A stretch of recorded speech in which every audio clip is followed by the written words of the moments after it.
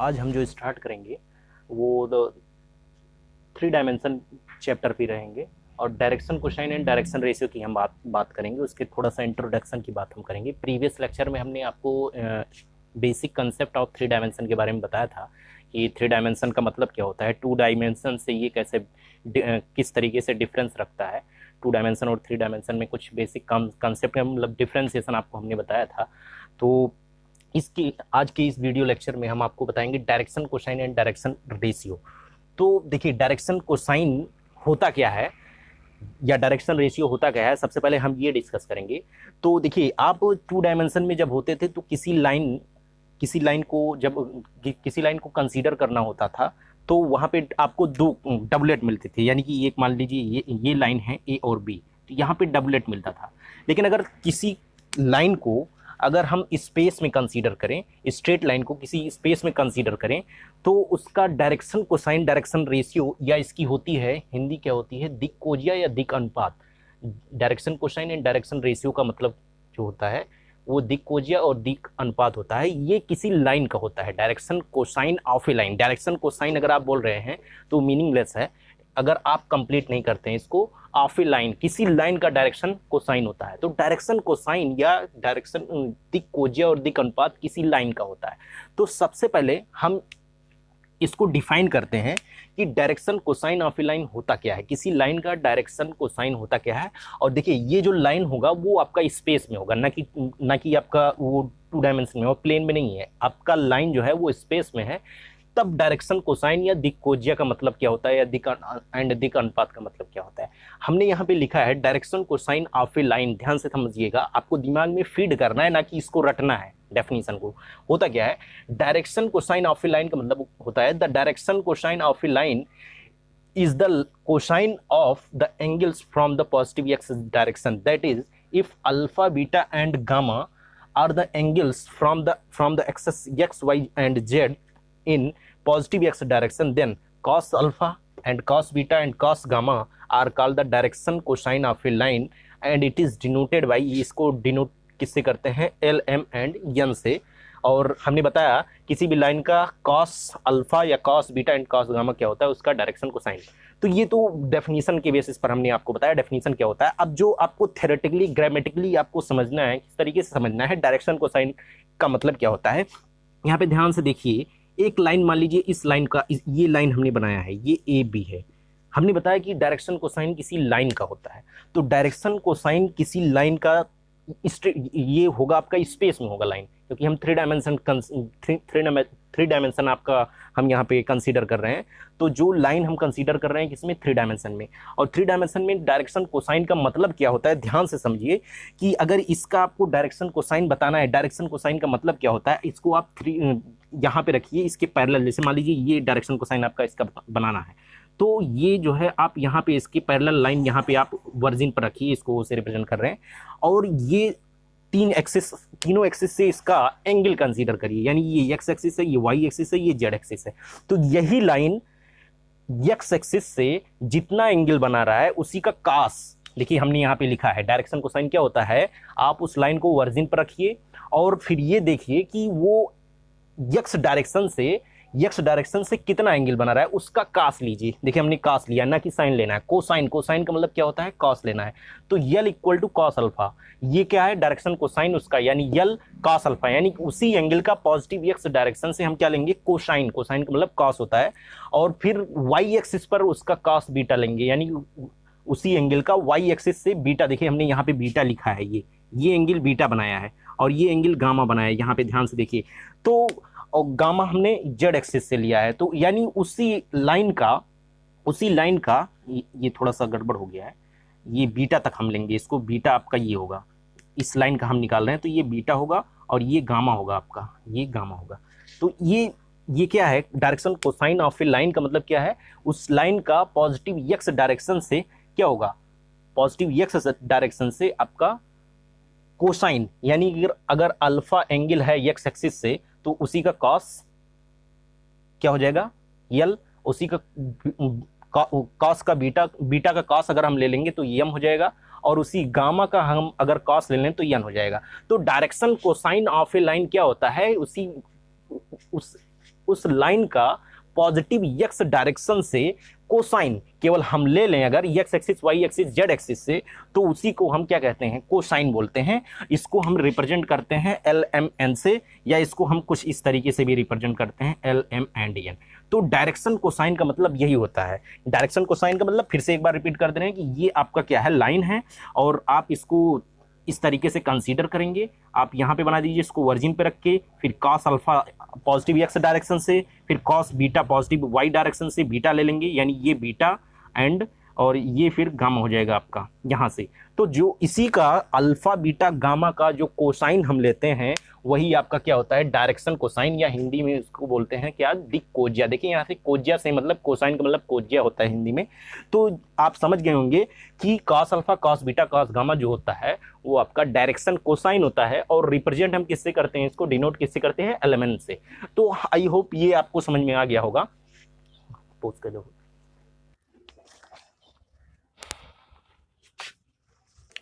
तो अब हम कुछ आइडेंटिटी प्रूफ करते हैं।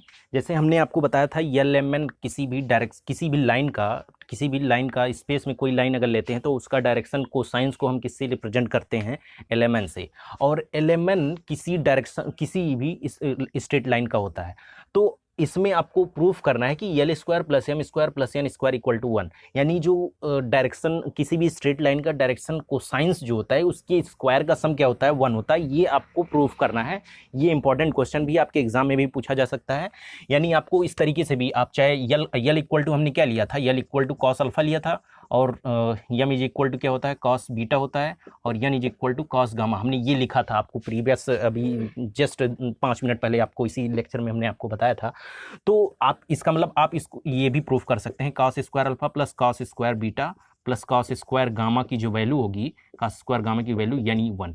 या आपको एग्जाम में हो सकता है ये मिले या ये मिले। कहने का मतलब किसी भी लाइन का जो डायरेक्शन कोसाइन होता है, डायरेक्शन कोसाइन, उसके स्क्वायर का जो सम होता है वो किसके इक्वल होता है, 1 के इक्वल होता है। ये आपको प्रूफ करना है। तो एक काम करते हैं हम इसको प्रूफ करने के लिए। तो देखिए ध्यान से देखिए, चाहे और ये प्रूफ कर सकते हैं आप, cos square alpha plus cos square beta plus cos square gamma, ये आपको प्रूफ करना है। तो हम यहाँ पे प्रूफ लिखते हैं। देखिए अब हमने आपको बताया कि डायरेक्शन कोसाइन क्या होता है। Direction cosine of A line का मतलब ये होता है कि उस लाइन का पॉजिटिव x डायरेक्शन से जो एंगल फॉर्म करता है उसी का कोसाइन क्या होता है, उसी का कोसाइन आपका डायरेक्शन कोसाइंस होता है ऑफ ए लाइन। तो यहाँ पे हम लिखते हैं ये आपका AB है, ये मान लीजिए AB है, ये इसी का डायरेक्शन कोसाइन आपको फाइंड करना है। तो जब इस लाइन को ये स्पेस में मान लीजिए लाइन है आपका 3 डायमेंशन में है, तो आपका इसका अगर डायरेक्शन कोसाइन फाइंड करना है, डायरेक्शन कोसाइन, और ये आइडेंटिटी आपको प्रूफ करना है, तो हम कैसे क्या करेंगे, सबसे पहले इसी लाइन के पैरेलल एक लाइन लेते हैं। ये लाइन आप देखिए AB की लाइन, और इस AB के पैरेलल लाइन हम OP ले लेते हैं, OP, और OP को हम वर्जिन पर शिफ्ट कर देते हैं। तो ये आपका वर्जिन पर आ जाएगा, और OP इज इक्वल टू हम R ले लेते हैं, वेक्टर R। और ये आप जानते होंगे कि इसकी जो वैल्यू होती है xi cap plus yj cap plus z k cap, ये होता है।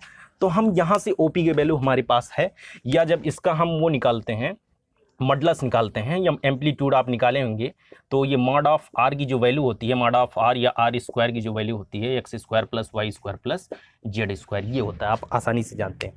तो हमें प्रूफ क्या करना है, आपको ध्यान से देखना है कि L square plus M square plus N square की जो वैल्यू होगी वो 1 होगी, या cos square alpha plus cos square beta plus cos square gamma की वैल्यू 1 होगी। तो ये हमारे पास अभी मिला है कि OP की वैल्यू ये है। तो हमें प्रूफ करना है ऊपर वाला, ये इसकी जो वैल्यू होगी 1 होगी। तो चलिए हम स्टार्ट करते हैं। सबसे पहले आप ट्राइंगल देख रहे होंगे, OP लाइन का हमें डायरेक्शन कोसाइन फाइंड करना है, और साथ ही साथ ये आइडेंटिटी प्रूफ करना है। तो सबसे पहले ये देख लेते हैं OP x एक्सिस से कितना एंगल फॉर्म कर रहा है, अल्फा एंगल फॉर्म कर रहा है। ऐसे y एक्सिस से आपका बीटा फॉर्म करेगा, ऐसे z एक्सिस से आपका गामा फॉर्म करेगा। तो जैसे हमने प्रीवियस सेगमेंट में लिखा था।